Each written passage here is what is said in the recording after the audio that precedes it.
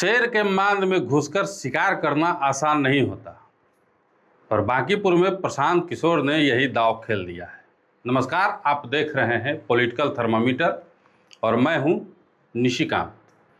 बिहार की राजधानी पटना की वह सीट जिसे भाजपा का सबसे मजबूत किला माना जाता है, वह सीट जहां भाजपा बरसों से बेहद मजबूत रही है, वह सीट जहां से राष्ट्रीय अध्यक्ष नितिन नवीन की पकड़ ने विपक्ष को लगातार चुनौती दी। उसी बांकीपुर में अब प्रशांत किशोर खुद चुनावी मैदान में हैं। एक तरफ भाजपा ने अभिषेक कुमार बंटी को उम्मीदवार बनाया है, जो नितिन नवीन के काफ़ी करीबी हैं। राजद की तरफ से रेखा गुप्ता मैदान में हैं। जनशक्ति जनता दल से बीना मानवी सामाजिक कार्यकर्ता हैं, वो चुनाव लड़ रही हैं। लेकिन इस पूरे चुनाव का केंद्र अगर कोई एक नाम बन गया है तो वह है प्रशांत किशोर, क्योंकि यह चुनाव सिर्फ विधायक चुनने का चुनाव नहीं है। यह चुनाव पीके के रणनीतिकार से जननेता बनने की परीक्षा है। प्रशांत किशोर के लिए बांकीपुर आसान नहीं है। यह भाजपा का शहरी गढ़ है। यहाँ संगठन मजबूत है, यहाँ भाजपा का कोर वोट है, यहाँ नितिन नवीन की राजनीतिक विरासत है। लेकिन पीके ने आसान सीट नहीं चुनी। उन्होंने वही मैदान चुना जहां जीत बड़ी होगी और हार भी बड़ी खबर बनेगी। यही उनकी राजनीति का संदेश है। अगर पीके को सिर्फ विधानसभा पहुंचना होता तो पिछले विधानसभा में कोई सुरक्षित सीट चुन सकते थे, लेकिन बांकीपुर चुनकर उन्होंने सीधे भाजपा के किले पर दस्तक दे दी है। अब सवाल है, पीके के पक्ष में क्या है? पहली बात, उनकी पहचान। प्रशांत किशोर सिर्फ उम्मीदवार नहीं है, वो एक ऐसा नाम है जिन्होंने देश की बड़ी बड़ी पार्टियों के लिए चुनावी रणनीति बनाई है। अब वही आदमी जनता से अपना जनादेश मांग रहा है। दूसरी बात, बांकीपुर का शहरी मतदाता।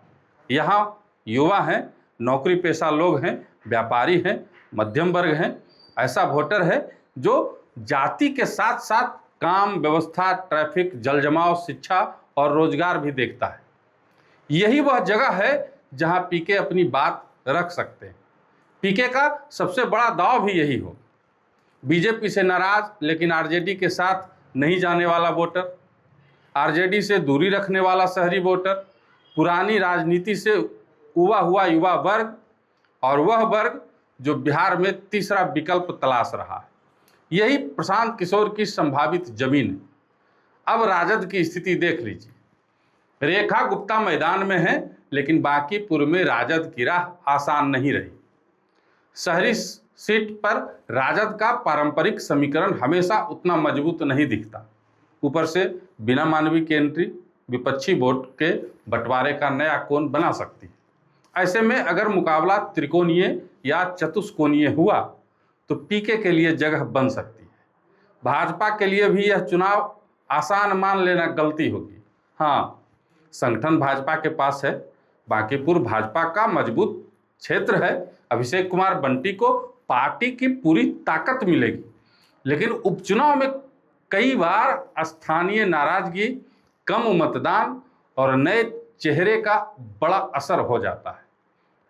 अगर पीके इस चुनाव को सिर्फ उपचुनाव नहीं बल्कि बिहार बदलने का जनमत बना पाए तो भाजपा की परेशानी बढ़ सकती है।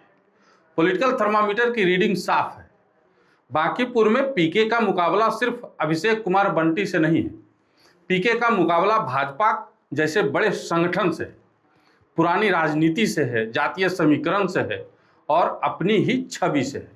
क्योंकि लोग पूछेंगे, जो दूसरों को चुनाव जिताता था क्या वह जीत पाएगा? और पीके को इसी सवाल का जवाब चुनावी मैदान में देना है।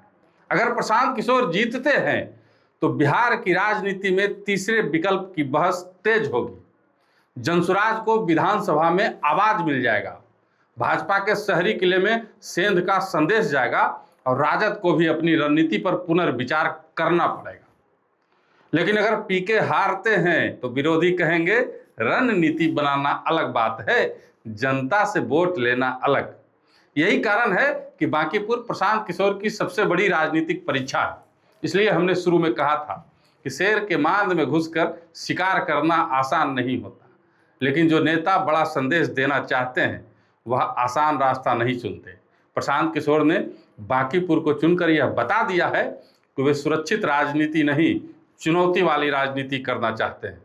अब देखना है कि बांकीपुर भाजपा का किला साबित होगा या पीके इसी किले से अपनी राजनीतिक पहचान की पहली बड़ी जीत लिखेंगे।